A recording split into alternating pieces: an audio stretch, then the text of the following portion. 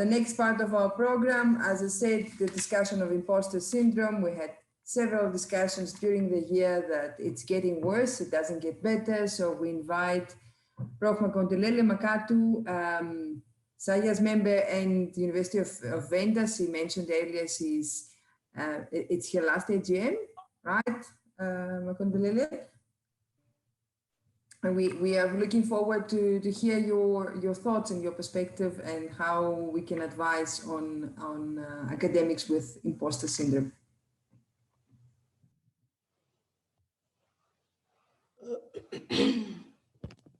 Thank you so much, Chair, and I thank you a lot to be given this opportunity to share with you my perspective on imposter syndrome. So as we all grow or develop and mature in our specific fields and disciplines, we obtain relevant knowledge, we obtain skills, and also attitude that when assessed, we are found competent. And I want us to have that background as I proceed with my presentation. I will first talk about the nature of imposter syndrome, what it is. And someone with this phenomenon or who is affected with imposter syndrome has a psychological pattern in which an individual doubts their particular skills or the competence. And this is the internal experience of believing that you are not as competent as others perceive you to be.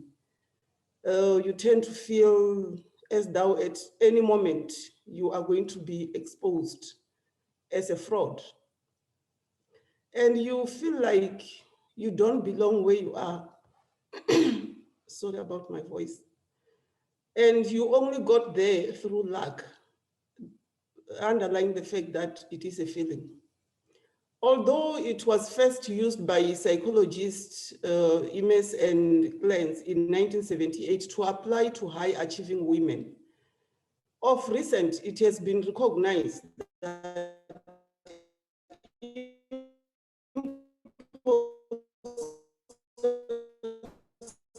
is more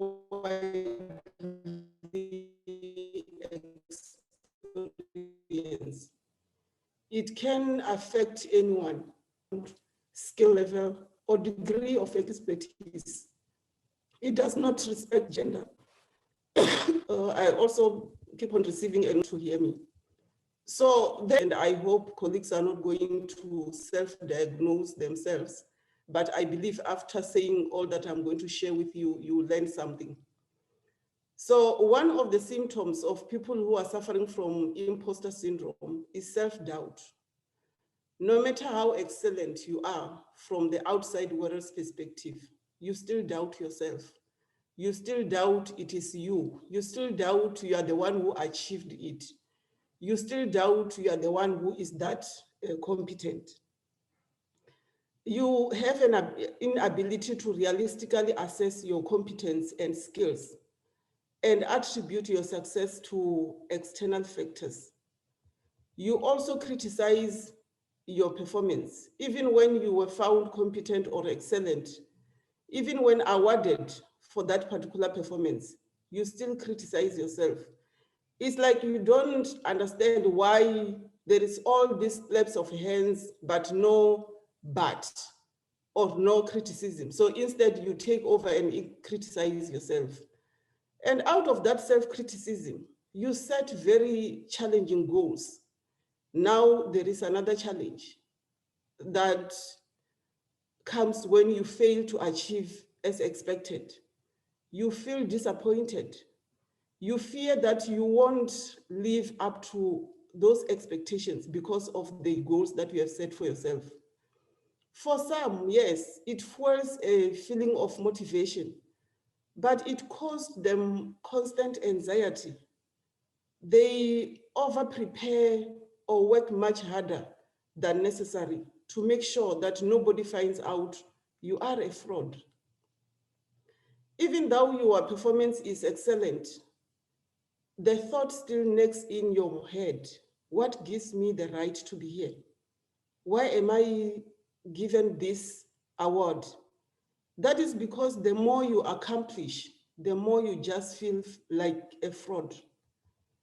It is as though you can't internalize your experiences of success. So it is also important to understand what causes this imposter syndrome with the symptoms that I have indicated above. One of the causes is perfectionism. You might think that there is some perfect script for conversations and that you cannot say the wrong things. You are perfect all the time. You probably have trouble asking for help from others and may procrastinate due to your own high standards, because these are not the standards that are set from outside, are the standards that you set yourself because you are a perfectionist. Another cause is social anxiety. If you received any feedback that you were not good at social or performance situations, your core beliefs about yourself are so strong that they might hardly change, even when there is evidence to the contrary, that you worked very hard, that is why you accomplished or you achieved what you achieved. The thought process is that if you do well, it must be the results of luck, because a socially incompetent person just doesn't belong where you are, or just doesn't belong here, or cannot achieve what you have achieved. Eventually, these feelings worsen anxiety and may lead to depression, which is an unfortunate. People who experience imposter syndrome also tend not to talk about how they are feeling with anyone and struggle in silence, just as do those with social anxiety disorder. Another cause is family background, upbringing, or early experiences. A family that highly valued achievement or had parents who flipped back and forth between offering praises and being critical, they make life very difficult for these people who suffer imposter syndrome, because that is how they were raised, or that is the experience that they have. And another cause is entering a new role, taking a new responsibility or a job might leave you feeling as though you don't belong and are not capable. Or what if you will fail? Not long here, we're welcoming new members into SAYAS organization. If someone is suffering from imposter syndrome, that person will be asking himself or writing a script in the mind, did I really deserve to be here? Is it me? Why? Which is very unfortunate. So these symptoms and causes are so real and torturing excellent scientists to an extent that there is a need to find ways to overcome them for their own well-being and also for the benefit of those that they are mentoring. And so in order to overcome this imposter syndrome, which is, I think, the main reason why we have this presentation, you need to move past these feelings. You need to become comfortable confronting some of those deeply ingrained beliefs you hold about yourself. I understand this can be hard because you might not even realize that you hold them. You might not even realize that you have these beliefs that are very unfortunate and torturing you. But it is important to consider from where you are that you move past them. Then another way is to separate feelings from fact. There are times you will feel stupid, in inverted commas, for the worst of the situation. It happens to everyone from time to time. Realize that just because you may feel stupid doesn't mean you are. Just because you feel you are not that good for the position that you are occupying, it does not mean you are not good. It is just a feeling. So I am saying separate feelings from facts. You need to share your feelings. Don't suffer in silence. Talk to other people about how you are feeling. These irrational beliefs tend to worsen when they are hidden and not talked about. So it is important that you talk about the feelings that you are suffering or that you are going through due to imposter syndrome. I expect all of us to be positive and remain positive. The good news is being a perfectionist means you care deeply about the quality of your work. Yes, continue to strive for excellence when it matters most. I would encourage you to do that. But forgive yourself when the inevitable mistake happens. If you happen to be among people who appear more brilliant than you, don't be threatened. Encourage yourself by saying, I am going to learn a lot. Don't end with acknowledging that everyone is brilliant. It will kill you. You need to end with, yes, I'm going to learn from them. And they are going to learn from you. That you need to put in your mind. I will encourage you to stop compare yourself to others. In a social situation, you might find some fault with yourself. That fuels the feeling of not being good enough or not belonging. Focus on listening to what the other person is saying. Be genuinely interested in learning more from those people. Not that you compare yourself. Develop a healthy response to failure and mistake making. Make failure an opportunity to begin again more intelligently.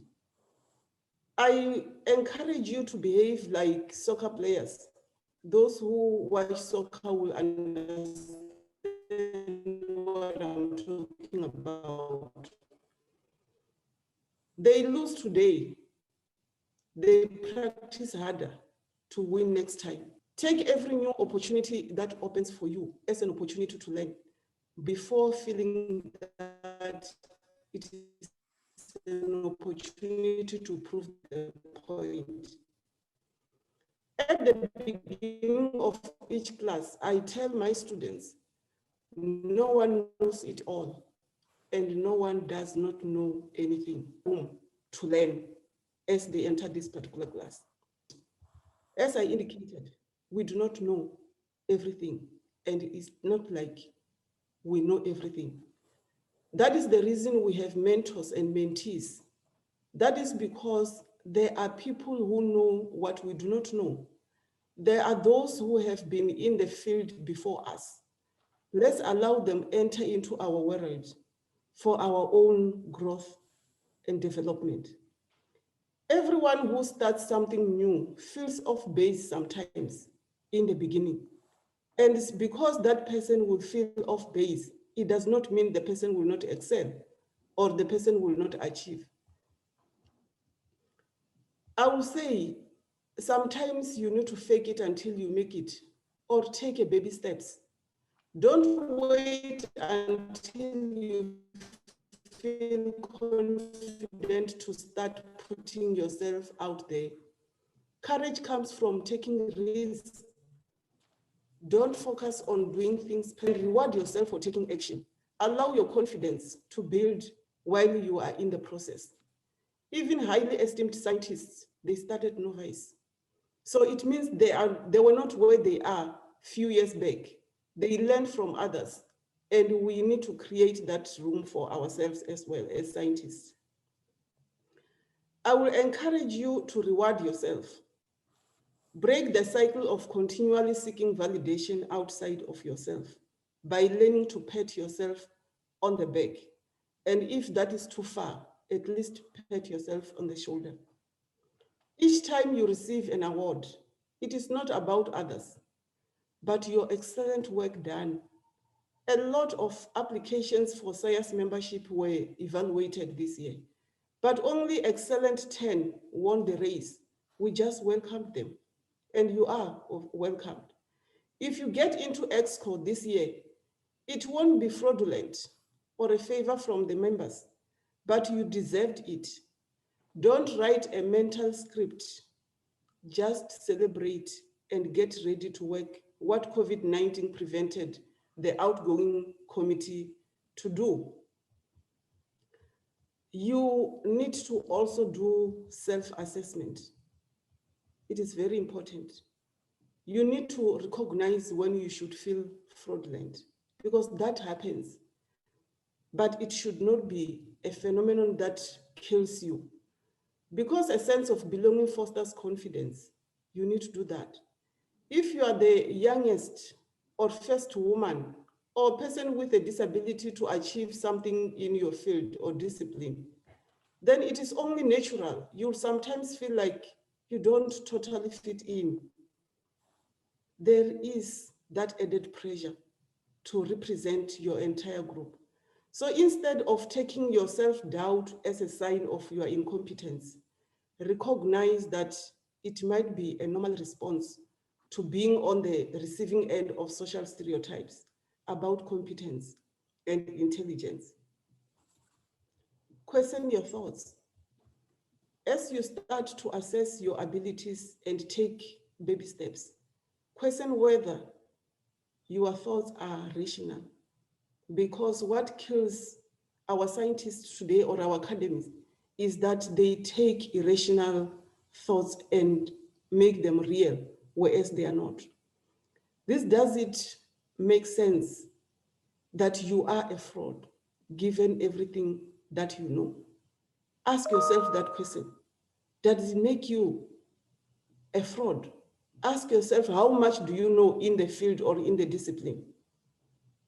If you ask yourself and you give yourself a real answer or a rational answer, you will understand you don't deserve to have imposter syndrome. Refuse to let it hold you back. If it holds you back, it will take time for you to grow from where you are. No matter how much you feel like you don't belong, don't let that stop you from pursuing your goals. But don't set too high goals that will kill your morale. Keep going and refuse to be stopped. One day you will help others affected by imposter syndrome because you will know you come from there. As I end, I will say all the best with AGM and SAYAS activities. I thank you. Wow. Thank you so much for this talk. Thank you so much for making it practical for us. So many of us relate with everything you described in the beginning of your speech, and it seems like I speak on behalf of others, but I see what's happening at the chat. Then you put so many things in perspective. It's I love what you said, that because we feel we are not good, it doesn't mean we are not. We should separate our feelings from our value, and that's amazing, and that's very mature if we reach that point. I have a very small question. I will have two other questions, very short ones as well. So, do you think that imposter syndrome is only something that happens to professionals, or is it happening only with regards to our professional life, or is the validity of this syndrome for our personal life? I many times feel like that as a mother, as a friend. So what's your experience? I want to respond to that question, taking it out of the academy or science, but putting it in real perspective. And that real is inverted commas because science is also real. It happens to everyone. Like I indicated at the beginning, it doesn't draw gender. It doesn't respect excellence. It doesn't respect anyone's skill. So let me give an example of marriage.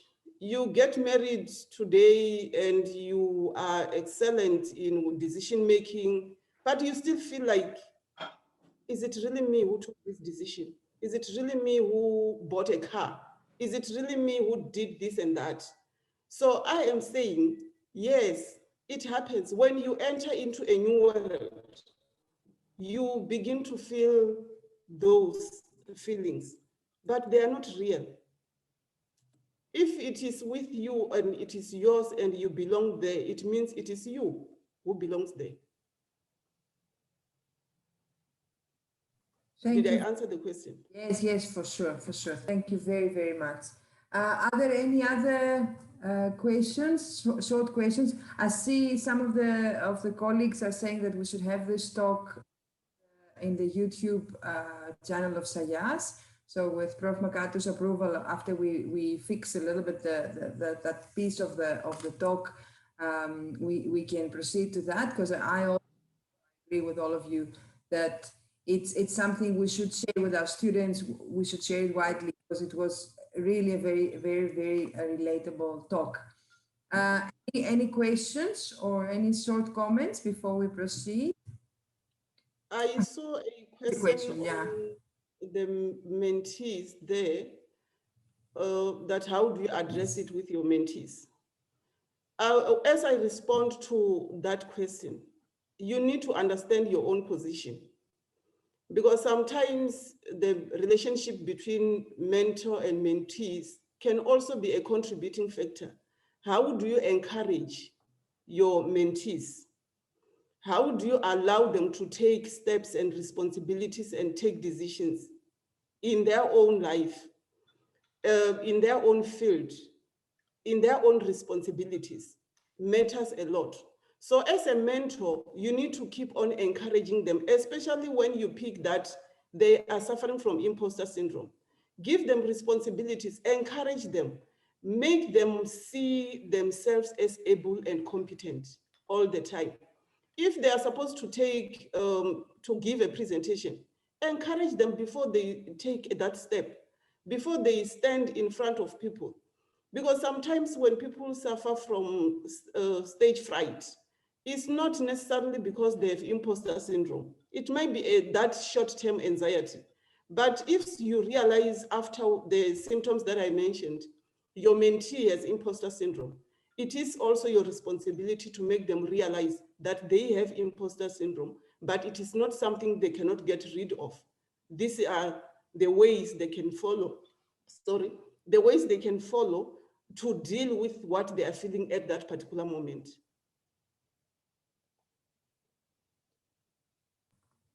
Thank you very much. We'll take one more short question, please.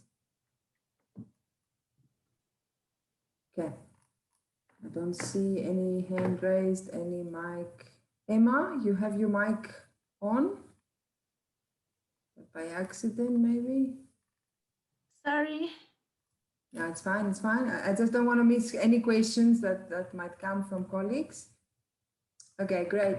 Thank you so much for this. Thank you so much. It was very, very interesting, very important. Thank you for your contribution and your time, and for everything you have done for SAYAS, not only for today's half an hour. Thank you for your energy in SAYAS.